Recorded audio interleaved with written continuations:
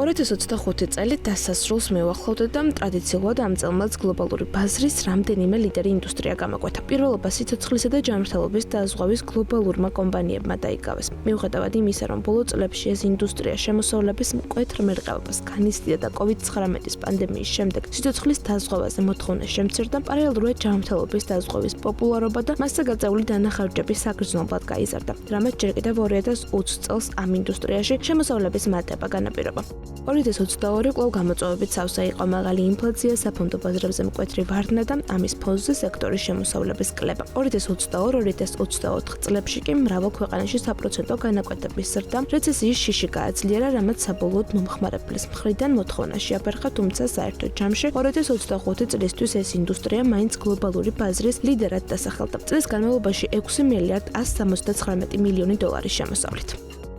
შემდეგი კომერციული უძრავი ქონება. ეს ინდუსტრია ამჟამად მნიშვნელოვან გარდაქმნებს გადის, რასაც საცხოვრებელი ფართების დეფიციტი და ოფისებზე მოთხოვნის სტრუქტურული ცვლილება განაპირობებს. ანალიტიკოსების შეფასებით, მსოფლიოს 14 მსხვილ ქვეყანაში საცხოვრებელი ერთეულების დეფიციტი 6 მილიონ ნახევარს აღწევს, რაც მრავალბინიან საცხოვრებლებზე მოთხოვნას ზრდის და მოსახლეობას უძრავი ქონების შეძენის ნაცვლად დაქირავებისკენ უბიძგებს. ეს ტენდენცია განსაკუთრებით თვალსაჩინო ახალგაზრდებსა და ახალ მიგრანტებში. საერთო ჯამში კომერციულმა უძრავმა ქონებამ 2025 წლისთვის 5 მილიარდ 595 მილიონი დოლარის შემოსავალი დააფიქსირა.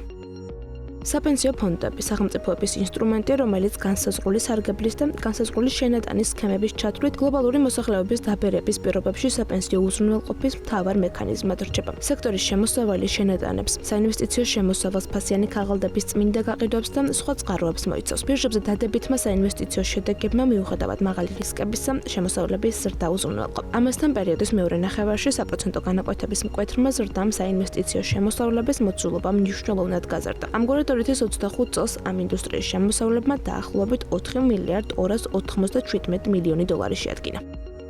ნავთობისა და გაზის გლობალური მოპოვება წარმოება ყოველწლიურად ლიდერი ინდუსტრიების რიგებში ხვდება, თუმცა ამ სექტორმა ბოლო პერიოდში ძლიერი ტურბულენტობა გამოიარა. პანდემიისა და ლოკდაუნების ფონზე შემოსავლების შემცირდა, რადგან ინდუსტრიის მთავარი მომხმარებელი სატრანსპორტო სექტორი პრაქტიკულად გაჩერდა.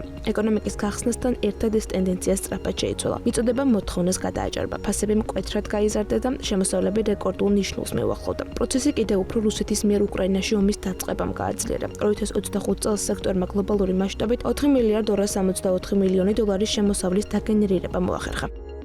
და ხუთეულს ავტოინდუსტრია. კერძოდ ავტომობილების გაყიდვები ასრულებს. განვითარებად ეკონომიკებში ძლიერი ზრდა ავტომობილების გლობალური დილერების შემოსავლების მთავარი მამოძრავებელი გახდა და ეს იმის ფონზე, რომ ჩრდილოეთ ამერიკასა და ევროპაში ზრდა შენელებულია. განვითარებულ ბაზრებზე მომხმარებლები ყურადღებას მაღალი ღირებულების მქონე ავტომობილებზე ამახვილებენ. მაშინ, როცა განვითარებად ქვეყნებში მთავარი აქცენტი მის ბიუჯეტურობაზე კეთდება. ელექტრომობილებისა და კროსოვერების პოპულარობა, მოსაფრთხოების სისტემების გაუმჯობესებამ და სხვა სიახლეებმა სექტორში ზრდის ახალი შესაძლებლობები და ასე 2025 წელს ამ დარგმა 4 მილიარდ 255 მილიონი დოლარის შემოსავალი მიიღო.